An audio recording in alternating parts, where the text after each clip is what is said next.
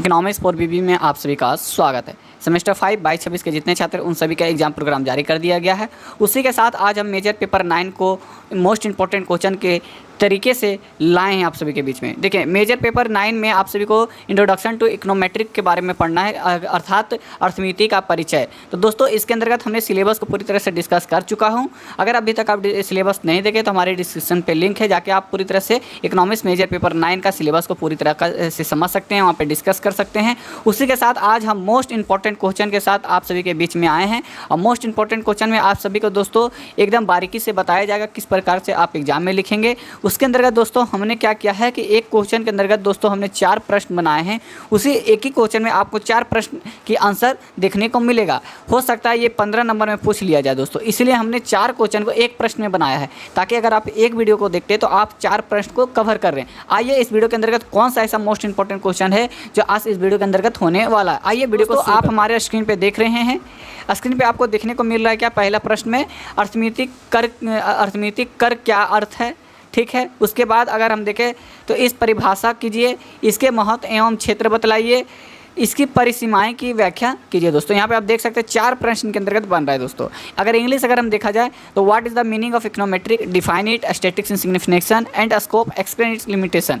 पूरी तरह से 4 प्रश्न इसके अंदर बन रहा है दोस्तों। अगर पूरी वीडियो को देखते हैं तो आपके अंतर्गत 4 वीडियो को समाप्त करेंगे, मतलब कि 4 क्वेश्चन को आप कंप्लीट करें इस वीडियो के अंतर्गत। तो अर्थमिति क्या है, उसको परिभाषा कैसे करना है, महत्व कैसे देना है और उसकी परिसीमाएं की व्याख्या किस प्रकार से आप कर सकते हैं, इसके बारे में जानना है। देखिए, अगर आपको प्रश्न हो सकता है इस तरह से पूछ सकता है, देखिएगा, अथवा अर्थमिति के परिभाषित कीजिए, बताइए इसकी क्या परिसीमाएं, 15 नंबर में आपको पूछ सकता है दोस्तों। अथवा अर्थमिति की क्या परिभाषाएं हैं, ये पूछ सकता है। इसके क्षेत्र की व्याख्या कीजिए, ये भी पूछ सकता है। यह पूछ सकता है अथवा अर्थमिति क्या है, इसकी उपयोगिता एवं क्षेत्र के विषय में आप क्या जानते हैं, वर्णन कीजिए। इस प्रकार से प्रश्न को बनाया जा सकता है। तो एक प्रश्न में देखा जाए तो 4 तरीके से प्रश्न को बनाया जा रहा है, हेर फेर कर दिया जा रहा है, लेकिन जो हमारे तरह से आंसर दिया गया है बस वही आपको पूछा जाएगा।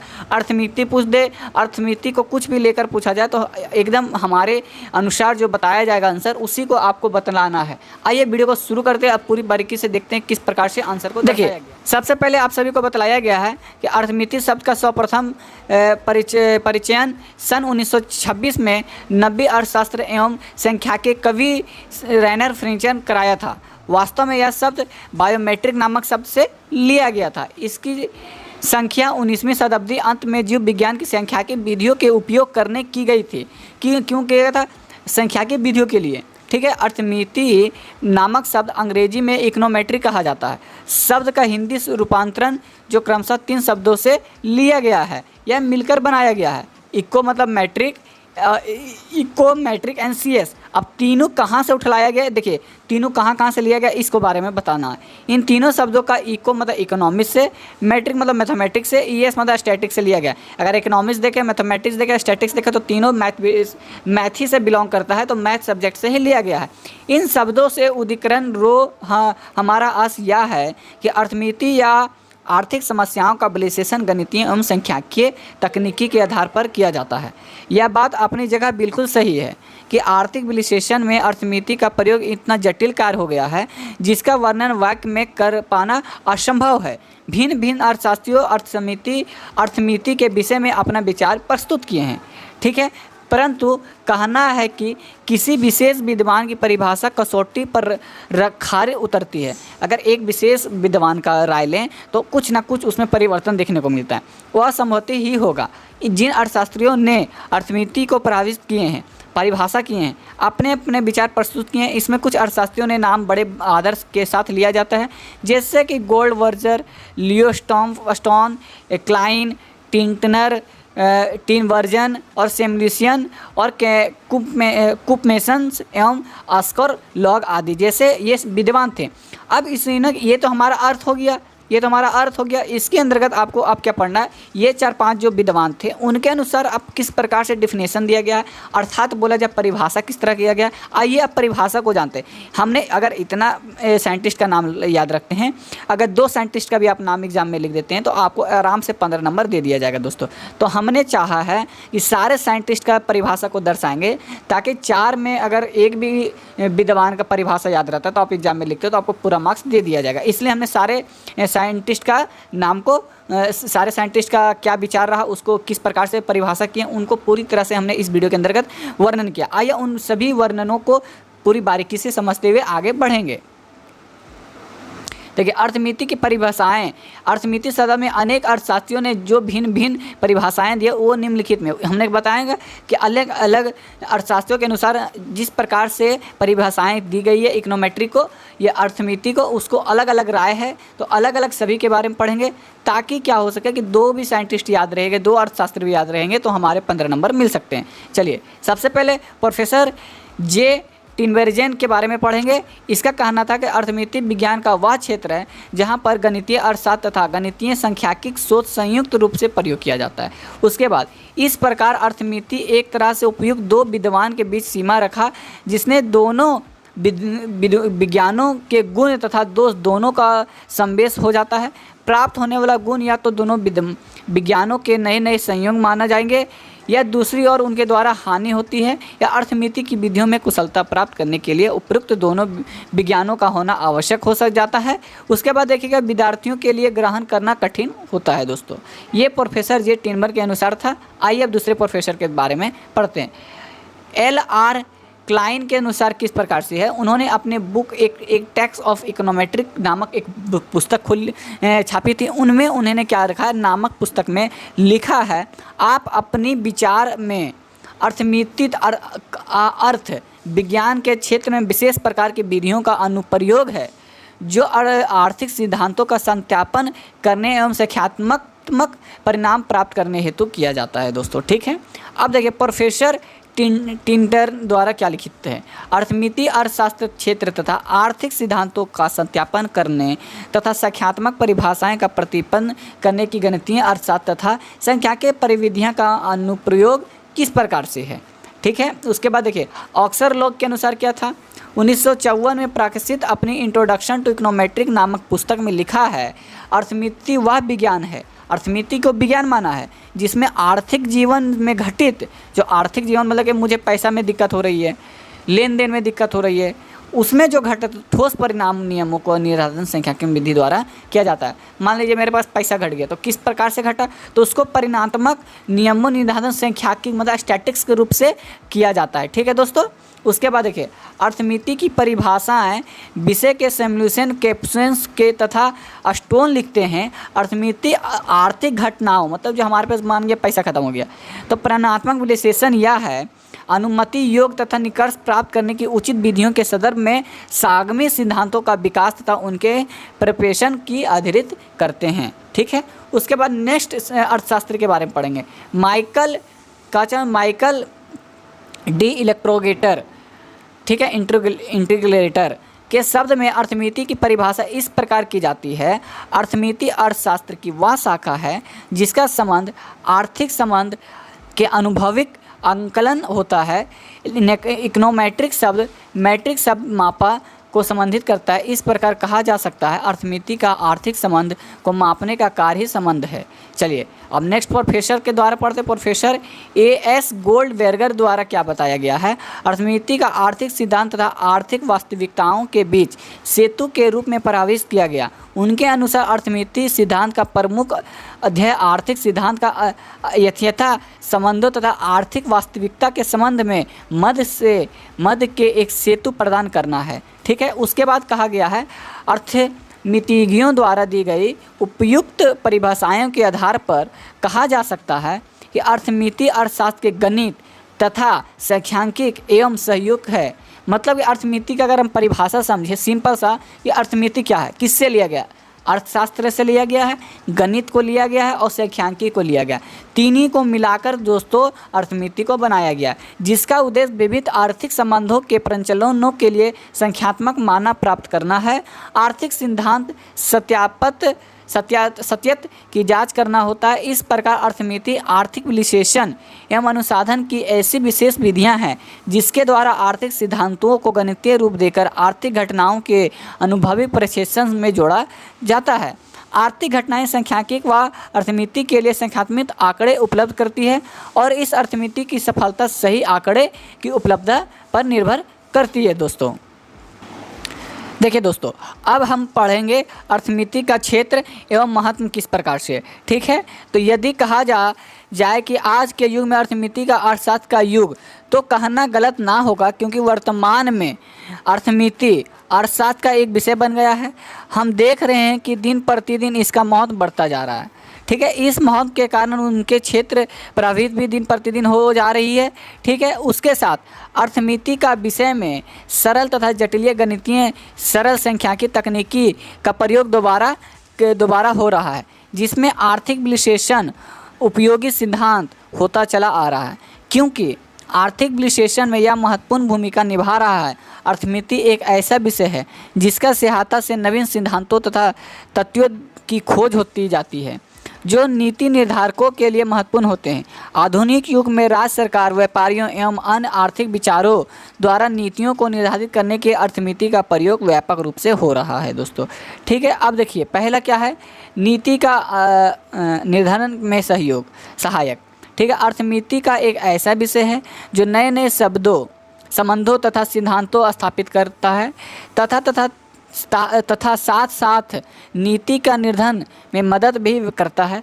व्यक्तिगत, राष्ट्रीय तथा अंतर्राष्ट्रीय स्रोतों में उचित सांख्यिकी विधियों के साथ प्राप्त मात्रा में सांख्यिकी समंकों को प्राप्त की गई है।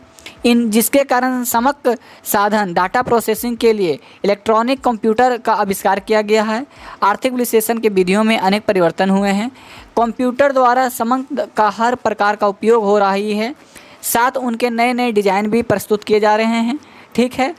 जिस आधुनिक को बोलबाला हो रहा है, कंप्यूटर अर्थमिति के नए नए सिद्धांतों को सहारा लेकर नए नए नीतियों को निर्धारण करने का सहायक सिद्धि हो रहा है, ठीक है। उसके बाद देखिएगा, दूसरा में बोला गया है विचार के लिए महत्वपूर्ण सिग्निफिकेशन। अर्थमिति आर्थिक विचारों के लिए भी अत्यंत महत्वपूर्ण उपयोगी सिद्ध हुआ है।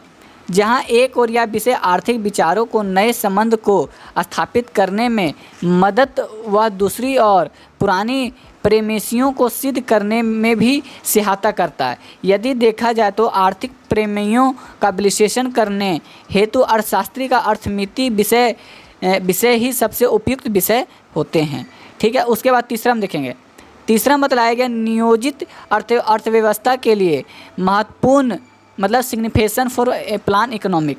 अर्थमिति नियोजित अर्थव्यवस्था के लिए महत्वपूर्ण सिद्ध हुई है।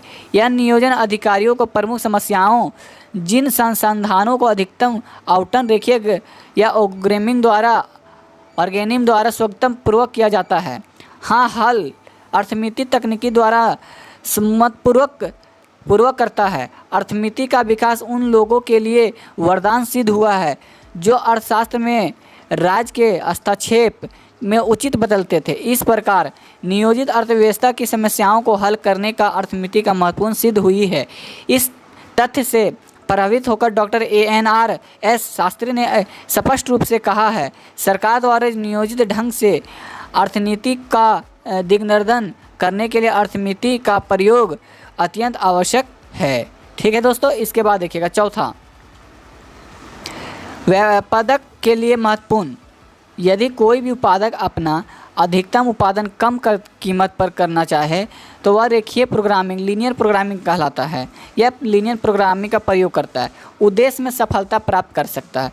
यदि यह कहा जाए कि अर्थमिति का एक अत्यंत उपयोगी अध्याय रेखीय प्रोग्रामिंग है, तो कहना गलत ना होगा। इस प्रकार कहा जा सकता है कि अर्थमिति उत्पादकों के लिए महत्वपूर्ण है दोस्तों, ठीक है। आगे देखिए, आगे बताया गया, कल्पना कीजिए कि कोई राष्ट्र भुगतान संतुलन को अनुकूल करने हेतु विनिमय द्वारा अवमूल्य करता है। इसके प्रभाव को ज्ञात करने हेतु उस राष्ट्र नियंत्रित यातायात की कीमतें लोच का अध्ययन आवश्यक करना पड़ता है। यदि नीति ने आयतों की प्रगति बोलचाल तो अमूल्य समय में स्वयं ही उस राष्ट्र की अर्थव्यवस्था का विनाश की ओर अग्रसर कर देगा। इसके विपरीत यदि कीमतों की प्रगति लगातार निरंतर फलन द्वारा ही होता है, जो अर्थमिति का एक महत्वपूर्ण उपकरण है। इस प्रकार यदि अर्थमिति का अधिकार क्षेत्र अंतर्गत होगा जो एक और सरकारी नीतियों का निर्धारण करेगा तथा दूसरी ओर कर में परिवर्तन का उपयोक्ताओं के रहना सहना के स्तर पर प्रभाव डालता है। उसके बाद देखिएगा दोस्तों, प्रोफेसर ऑक्सर लॉन्ग द्वारा क्या बताया गया है, इंट्रोडक्शन टू इकोनोमेट्रिक में क्या कहा गया है।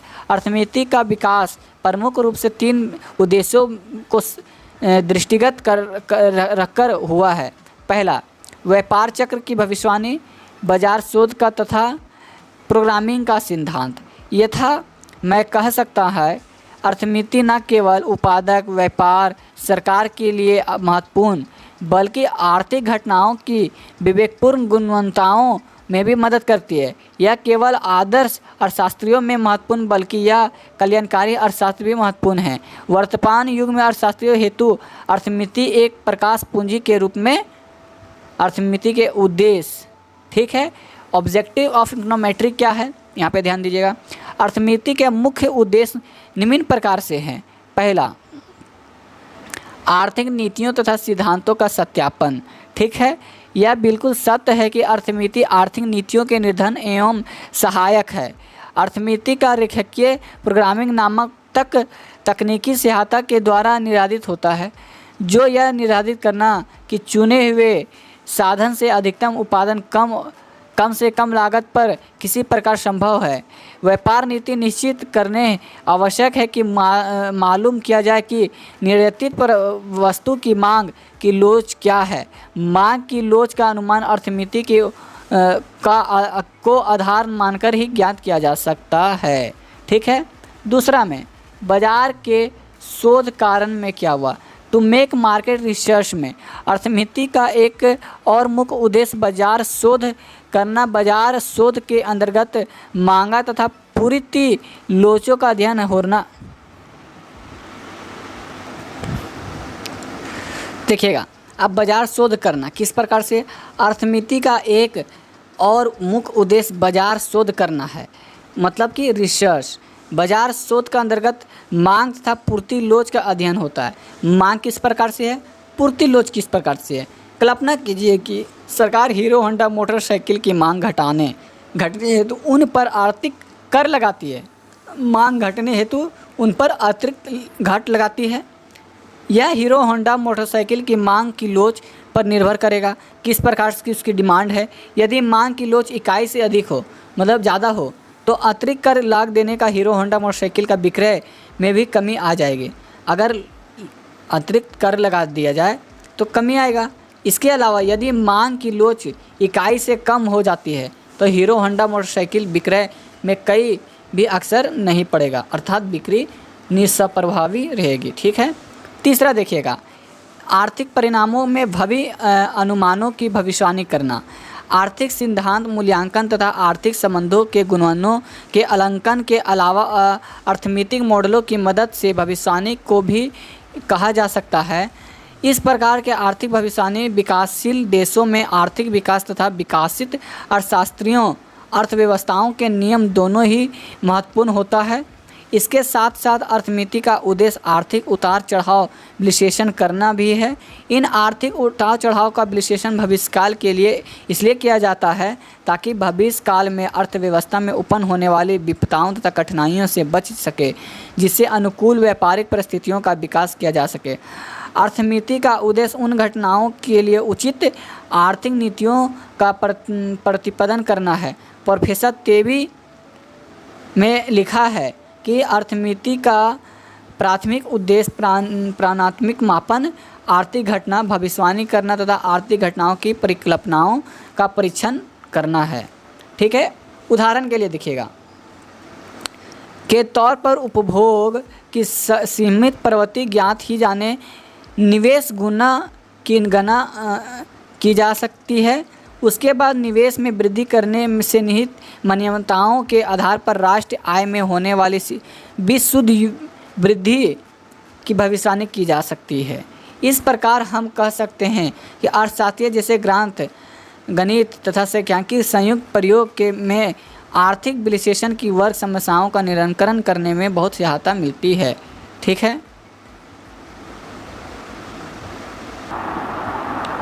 तो दोस्तों, इस प्रकार से हमारे बीच इकोनॉमिक्स मेजर पेपर 9 का मोस्ट इम्पोर्टेंट क्वेश्चन में पहला क्वेश्चन रहा गया, ठीक है। ध्यान दीजिएगा सेमेस्टर 5 22-26 के जितने छात्र हैं, इकोनॉमिक्स मेजर पेपर 9 का पहला मोस्ट इंपॉर्टेंट क्वेश्चन हो चुका है। इसके अंदर दोस्तों 4 प्रश्न बनाए गए हैं, 4 क्वेश्चन बनाए गए हैं। तो चारों क्वेश्चन को ध्यानपूर्वक वीडियो में देखेंगे और सब में बारीकी से भाई हमने पहले अर्थ बताया, उसके बाद परिभाषा बताया, उसके बाद महत्व बताएं, उसके बाद हमने पूरी तरह से उसकी परिसीमाएं के बारे में भी वर्णन इस वीडियो के अंदर किया है। दोस्तों बस आपको करना क्या है, 20 मिनट अगर ये वीडियो लंबी जाती है तो ध्यानपूर्वक आप एक बार 20 वीडियो का देख लेते हैं तो अर्थमिति से रिलेटेड क्वेश्चन आपका खत्म हो जाता है, क्योंकि यहीं पे आपका 4 क्वेश्चन कंप्लीट हो गया, 1-2 क्वेश्चन और होगा, पूरी तरह से अर्थमिति का पहला यूनिट कंप्लीट कर दिया जाएगा। दोस्तों तो वीडियो कैसी लगी कमेंट बॉक्स में डालें, और आपको क्वेश्चन मोस्ट इंपॉर्टेंट में और किस प्रकार से चाहिए, आपकी क्या क्वेश्चन माइंड में बन रहा है वो भी हमें पिन अप कर दीजिए अपना क्वेश्चन भी बनाकर, उसको भी अपने प्लेटफॉर्म पे डिस्कस करेंगे। दोस्तों तो आज के लिए इतना ही, नेक्स्ट क्लास में हमने मोस्ट इंपॉर्टेंट क्वेश्चन 2 के साथ मिलेंगे।